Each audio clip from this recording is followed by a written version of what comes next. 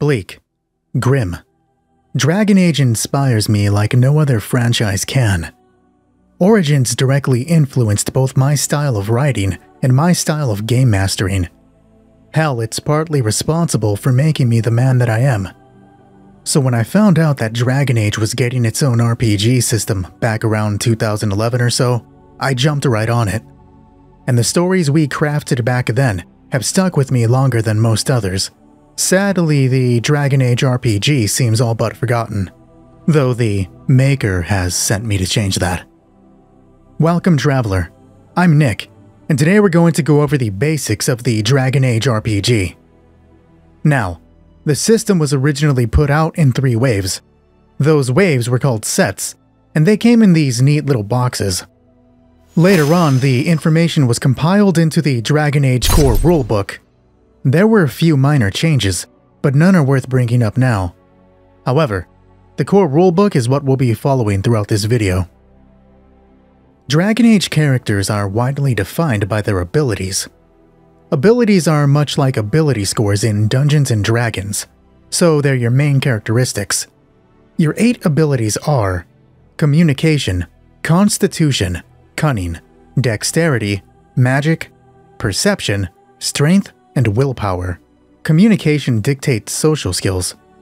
Constitution governs physical health. Cunning is intelligence. Dexterity is speed and hand-eye coordination. Magic covers magical abilities. Perception determines your senses. Strength is your physical ability. And Willpower covers mental fortitude. Whether purchased or randomly rolled, ability scores are assigned during character creation. You'll want to know which of Dragon Age's 3 classes you're gonna play before getting your abilities, as abilities tie into class progression. Every ability has at least 4 focuses. Think of focuses like skills from Dungeons & Dragons. Having a focus increases your chance to succeed at an ability test relating to that focus. So having an axe focus makes you better at swinging axes. Who knew? It's pretty straightforward. Characters tend to start with at least 2 focuses. Foci? While other aspects during character creation may grant them more, you can improve a focus at later levels, but this can only be done once. Unlike talents. Talents further specialize a character. They can alter a role, make certain actions free actions, or give you other situational bonuses. All useful stuff. However, talents come in 3 tiers: Novice, Journeyman, and Master. Characters tend to start with at least 1 Novice talent, and will gain more as they level up. The list of talents is actually pretty wide, but you don't get free choice. Some are locked to a specific class. When's the fighting start? Bianca's starting to get bored! Beyond that, low ability scores can bar you out. Hello? Anybody? You might even need a specific focus just to take the talent.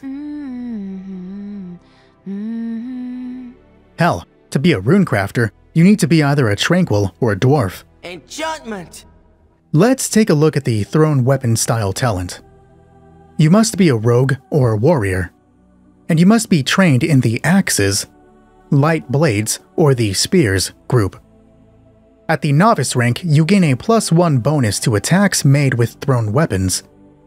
At the journeyman rank, you can ready a thrown weapon as a free action. At the master rank, performing a pierce armor stunt fully pierces the target's armor. We'll go deeper into the details that brought up later on, but for now, I think you get how talents work. Let's talk about classes. Those familiar with Dragon Age will already know that there are 3 classes: Mage, Rogue, and Warrior. Mages are the only ones that can cast spells. They also face a unique danger that was hinted at, but never really experienced in Dragon Age Origins. Rogues are quick and stealthy. Warriors are frontline combat. Again, this is pretty standard stuff. Beyond available talents, each class comes with the following: primary abilities, secondary abilities, a starting health formula, a weapons group, and class powers. Let's explore those. Each class has 3 primary abilities. These are the abilities that tie into your class. They'll be the abilities you use most in ability checks and further influence character progression. The other 5 abilities, remember, there are 8, are known as your secondary abilities. They aren't really used by the class, but can still be used by the player for ability checks. They also have a hand in character progression. If we look at the mage's abilities, we find that their primary abilities are cunning, magic, and willpower. Their secondary abilities are communication, constitution, dexterity, perception, and strength. Next, each class has a starting health formula. They aren't too different from each other, with mage and warrior only having a maximum 10-point difference. When it comes to weapon groups, warriors have the most options. You'll find that they can pick 3 of the groups available. But what actually are weapon groups? Each weapon is tied to a specific group, and those groups are tied to a specific ability. When making an attack, that ability helps determine accuracy. Let's use the long sword as an example. It is tied to the heavy blades group, alongside bastard sword and two-handed sword. All of the weapons in this group are tied to the strength ability. Finally, we have class powers. They represent a character's mechanical growth. This is where leveling comes in. After picking a class, you're given everything listed under level 1, and when you level up, you gain everything listed under the appropriate level. Notice that you earn a specialization at both level 6 and level 14. Because despite only having 3 classes, specialization is where those 3 truly differ.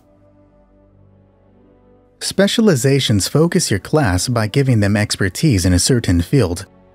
Anyone can be a rogue, but you need to be extra charming to become a bard, or extremely stealthy to be a shadow. As you can see, specializations are pretty much archetypes from Dungeons & Dragons.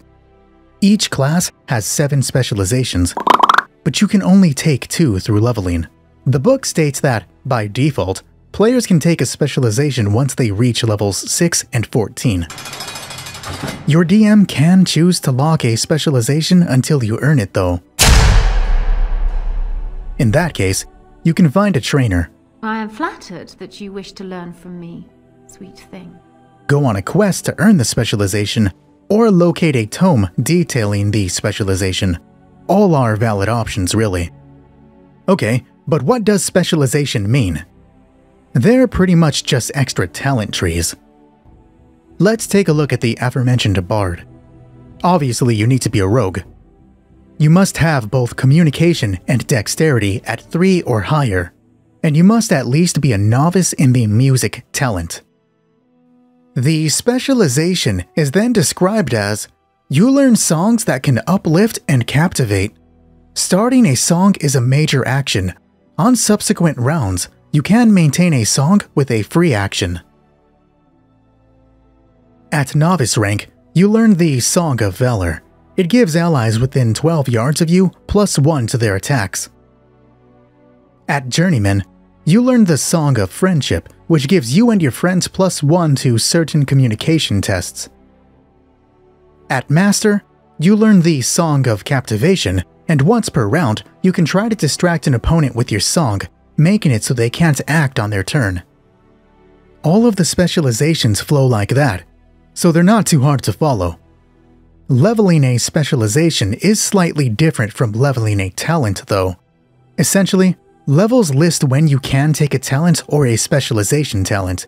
If you don't want to take a specialization talent, or don't meet the requirements for taking it, you can simply purchase a normal talent with the specialization talent. However, you can't purchase a specialization talent with a normal talent. The book doesn't say if you can save a point or not, though. That covers the important parts of understanding a character. Though there is something else that limits your options. Let's talk about backgrounds. They, really missed the chance to call these things origins. Oh well. Backgrounds establish your character's history. They give more than just a sense of flavor, though. They actually determine which race you can play, as well as your character's class options. Lastly, they further tweak your abilities and assign at least one focus. When creating a character, you pick a background right after getting your abilities, and there's a wide variety of backgrounds. We won't go over all of them, but here's a few to at least illustrate my point. Apostate, Antivan Wayfinder, Escaped Elf Slave, Ferelden Noble, Orlesian Exile, Quinari Beresad, Tevinter Altus, and Waking Sea Raider. As you can see, backgrounds come from all over Thedas, not just Ferelden. I definitely recommend taking a look at the book. But for now, let's dive deeper into the Ferelden Noble background. Playing a Ferelden Noble alters a character in the following ways. It gains 1 point of strength. This happens after abilities are determined, so that's a bonus. We can pick one of the following focuses: military lore or intimidation. The character can speak trade tongue, so English. And lastly, we can pick between rogue or warrior for the character's class. After that, we roll twice on the Ferelden Noble chart. Every background gets a chart which further augments the character. It can add either another ability point or another focus. However, the book also states that we can just buy things on these charts with points. I won't go into it here, but just know it's an option. Dragon Age has 4 races: Dwarf, Elf, Human, and Quinari. And while the races vary, it's not as drastic as you might be used to. Elves still have to sleep, and Quinari don't get some crazy racial spells. Remember that race is tied to background. Those charts you roll on when picking a background takes race into account. Beyond that, each background gives a standard ability increase. That increase is sometimes justified by race. For example, the City Elf background gives your character a +1 dexterity, stating that the City Elves retain their race's natural agility. Further variation is found between Quinari and Dwarves. Quinari have a small weakness to magic, while Dwarves have a small resistance to it. Lastly, races have slightly different speed. Speed is your movement. The formula to get speed is dexterity minus armor penalty. The races further augment this with a flat bonus. Humans and Quinari add 10, Elves add 12, and Dwarves add 8.